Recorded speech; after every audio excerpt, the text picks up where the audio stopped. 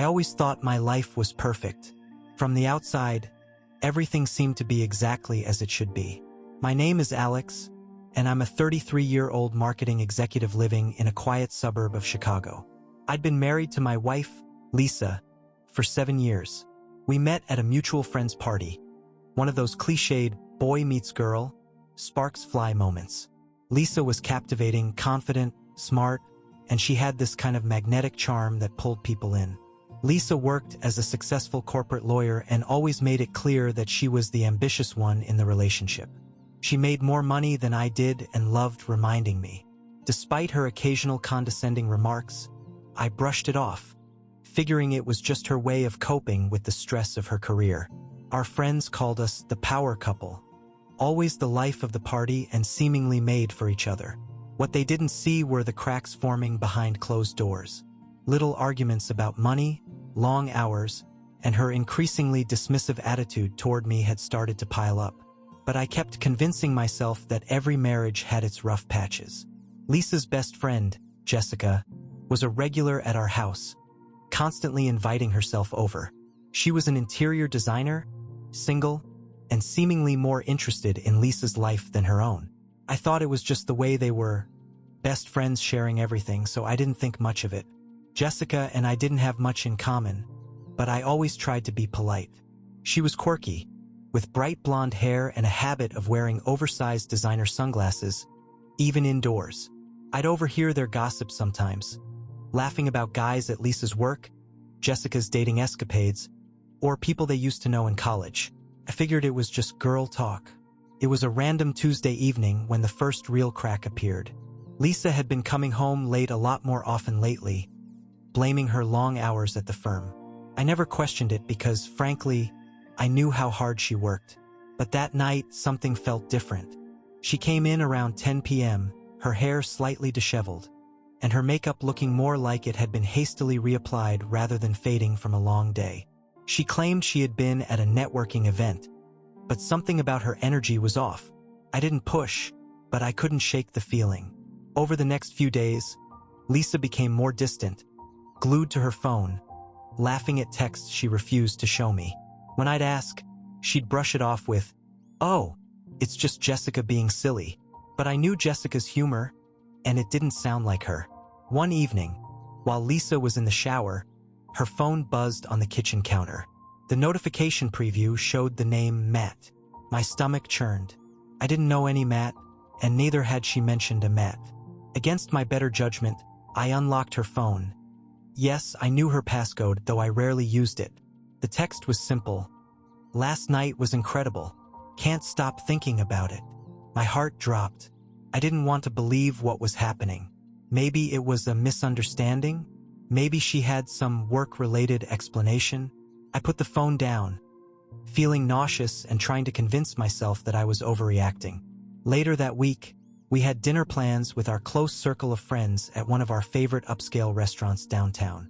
Lisa and I were joined by Jessica, my best friend Todd and his fiancée Emily, and a couple of other friends from college. It was supposed to be one of those relaxing evenings where we could all catch up over cocktails and fancy appetizers. But I couldn't shake the growing tension between Lisa and me. She acted like everything was fine, but I could see through her perfect smile. The way she kept sneaking glances at her phone and the odd, unreadable expressions she gave me whenever I tried to engage her in conversation. It all seemed calculated. As the evening went on, Todd, ever the jokester, started playfully teasing Lisa about her long hours. "So, Lisa, you working late again? Or is Alex just too boring to come home to on time?" Everyone laughed, but Lisa's response was icy. "Oh, please, Todd. It's not like you'd know what hard work even looks like," she snapped, her voice dripping with irritation. Todd raised an eyebrow. "Ouch, Lisa. Didn't know I touched a nerve." Jessica, ever the mediator, jumped in to defuse the tension, but I couldn't help but notice how Lisa gave her a look. Something I couldn't quite decipher, but it was there. That look sent chills down my spine, like they were hiding something. By the time dessert arrived, I was on edge. Lisa excused herself to go to the restroom, leaving her phone on the table. That's when another notification popped up, this time from Matt again. I glanced at it, and my blood ran cold. Can't wait for tonight. Let's make it even better than last time. I excused myself to follow Lisa to the restroom, not caring about the growing suspicion. I stood outside the women's room for a few minutes, trying to gather my thoughts, but I couldn't wait anymore. I opened the door, and there she was, standing in front of the mirror, fixing her lipstick. She looked at me through the reflection, her face a mix of confusion and annoyance. "What are you doing?" she asked, her voice sharp. "Who the hell is Matt?" I blurted out, unable to keep the question inside any longer. Lisa froze for a split second, then scoffed. "You're checking my phone now? Wow, Alex, that's low even for you." "Low? You're the one sneaking around with some guy, texting him about last night." "What's going on, Lisa?" My voice was shaking. She rolled her eyes. "It's nothing, just a colleague from work." "You're seriously making a scene over nothing?" I wasn't buying it. The way her eyes darted around the room, the defensive tone in her voice. It was all wrong. Before I could say anything else, she pushed past me, storming back to the table. I followed her, but the tension between us was palpable. For the rest of the night, I barely spoke. My friends noticed, of course, but they didn't say anything. Lisa, on the other hand, was in full performance mode, laughing at everyone's jokes and acting like the perfect wife. But I knew better now. Something was going on, and I wasn't going to let it slide. The next morning, I was determined to figure out what was really happening. I needed answers, and I needed them from someone who wasn't Lisa. That's when I decided to reach out to Jessica. She had always been close to Lisa, almost too close, but maybe she would let something slip. I invited her over under the pretense of needing help with some home decor decisions. Jessica was all too eager to come by, and within an hour, she was at my doorstep with her oversized sunglasses perched on her head and a designer bag slung over her shoulder. As we sat in the living room, sipping coffee, I casually brought up Lisa's late nights. "So, Jessica, do you know this Matt guy Lisa's been talking to? She says he's just a colleague, but something feels off." Jessica's face paled for a brief second before she quickly recovered, plastering on a smile. "Oh, Matt? Yeah, he's just a guy from work. Nothing to worry about, Alex. Lisa's totally loyal." But I wasn't convinced. I pressed further, asking about the supposed networking events and late-night meetings. That's when Jessica let something slip, something that sent my mind spinning. As Jessica fidgeted with her coffee cup, she said something that sent alarm bells ringing. "Yeah, Lisa's been really stressed with all the long nights. Matt's helped her get through it. Emotionally." I immediately zeroed in on the word, emotionally. The way she hesitated, the way her eyes darted to the side. She was hiding something. Trying to keep my voice calm, I leaned forward. "Emotionally? What do you mean by that? Has something happened between them?" Jessica stammered, clearly realizing she had said too much. "Oh, no. I didn't mean it like that. It's just, he's a good friend. They talk a lot, nothing more." Her voice cracked as she tried to cover her tracks, but it was too late. "Jessica, I'm not stupid. You know something. Tell me what's going on," I demanded, my frustration building. She squirmed uncomfortably, but then her phone buzzed. She glanced at it, and in a moment of panic, she excused herself to the bathroom. That's when I saw it. A message from Lisa, with a single word, "Now." It was then I knew for sure that Jessica was part of this too. My wife and her so-called best friend were conspiring, and I wasn't going to let them play me anymore. Jessica stayed in the bathroom for longer than necessary, probably texting Lisa to warn her. When she came back, she acted like nothing happened, trying to steer the conversation back to superficial topics, but I wasn't in the mood to pretend anymore. "I think you should leave," I said abruptly, standing up. Jessica looked at me in surprise, but she didn't argue. She grabbed her purse and sunglasses, muttering something about catching up later. As soon as she was out the door, I grabbed my phone and dialed Todd, my best friend. I needed someone on my side. Todd and I met at a nearby bar later that evening. He was the kind of guy who always had your back, no matter what. He was tall, broad-shouldered, and had this laid-back charm that made everyone feel comfortable around him.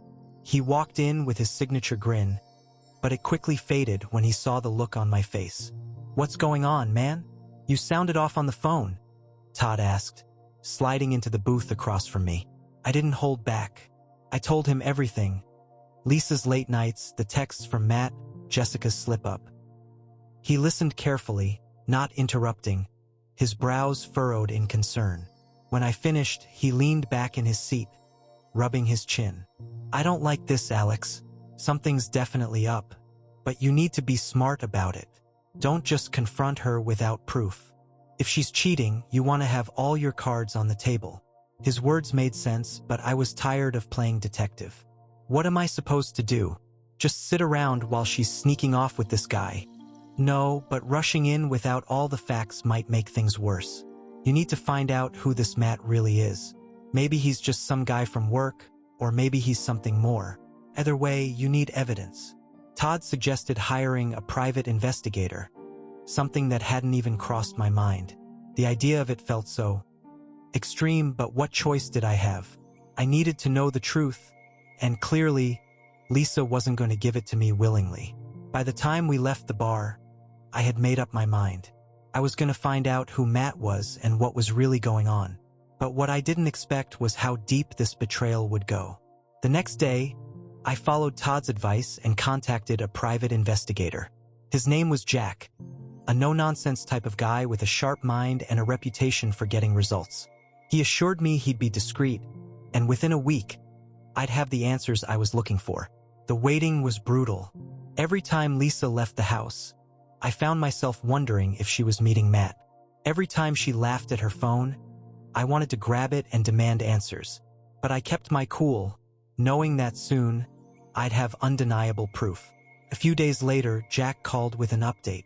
He had done some digging and found out that Matt wasn't just a colleague. He was a married man with kids, living in a different city. His real name was Matthew Connolly, and he worked in finance, not law. Jack had tracked Lisa meeting him at a hotel just outside of town, and it wasn't for a business conference. When I heard this, my stomach turned.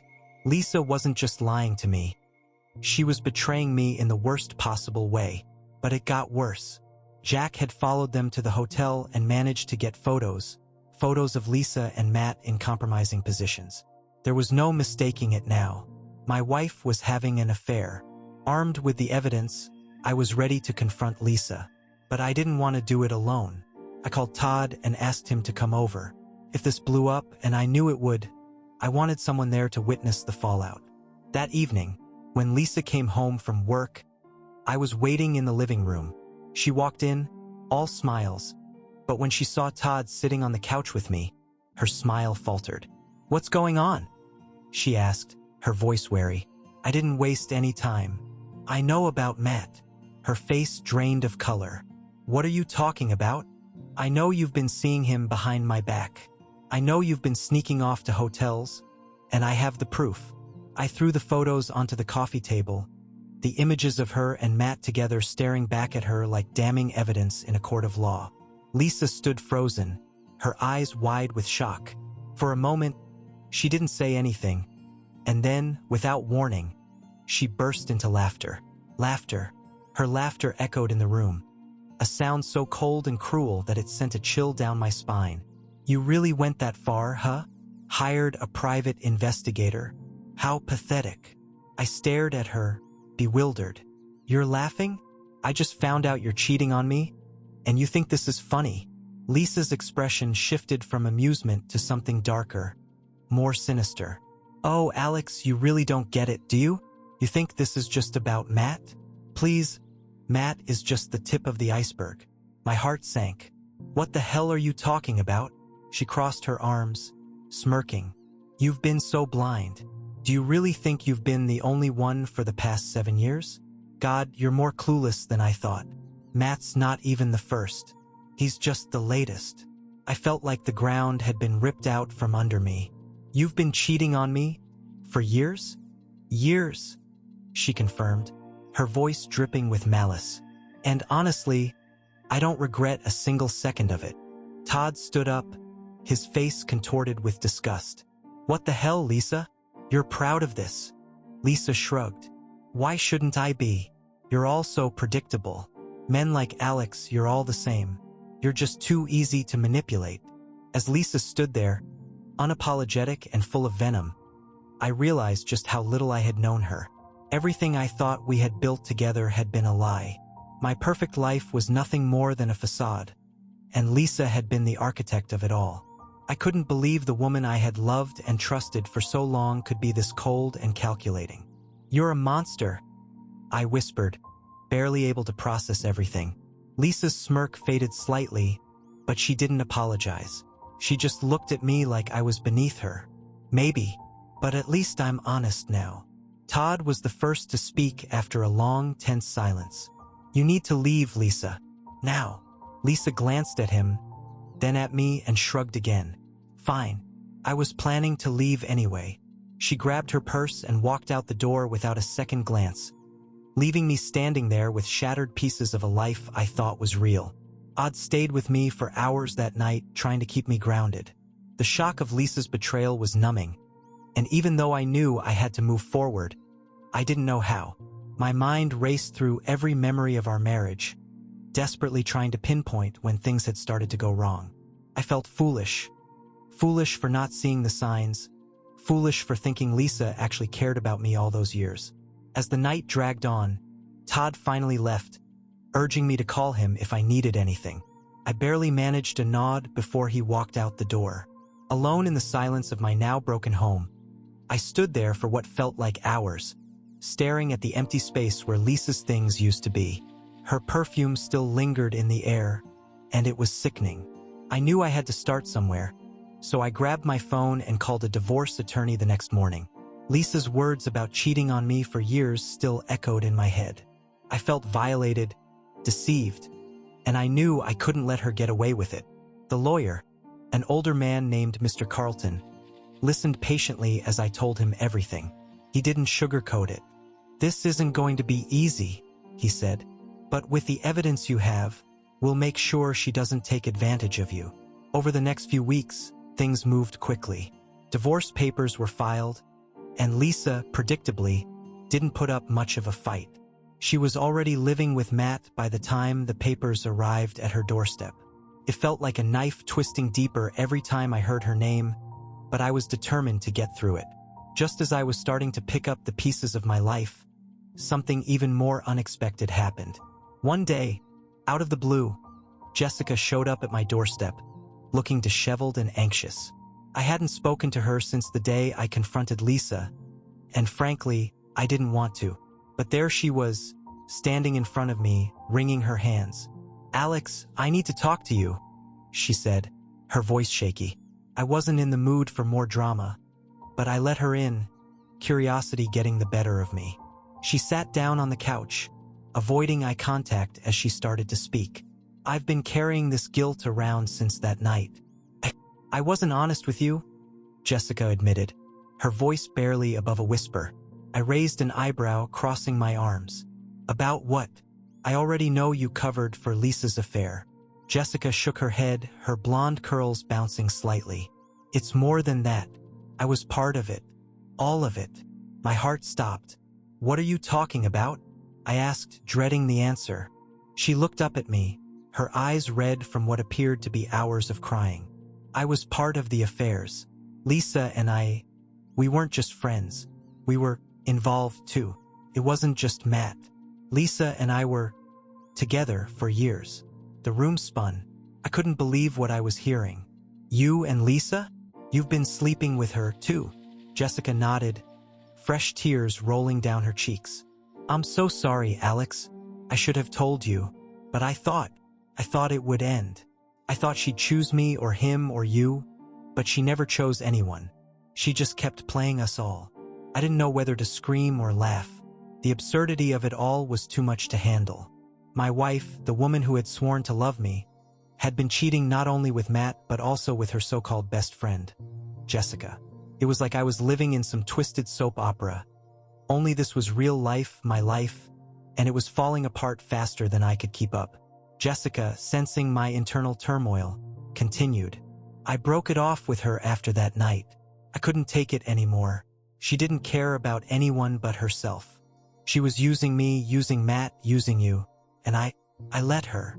The anger that had been building inside me erupted. You let her? You let her destroy my life. You were supposed to be her friend, and you were sneaking behind my back the whole time. How could you?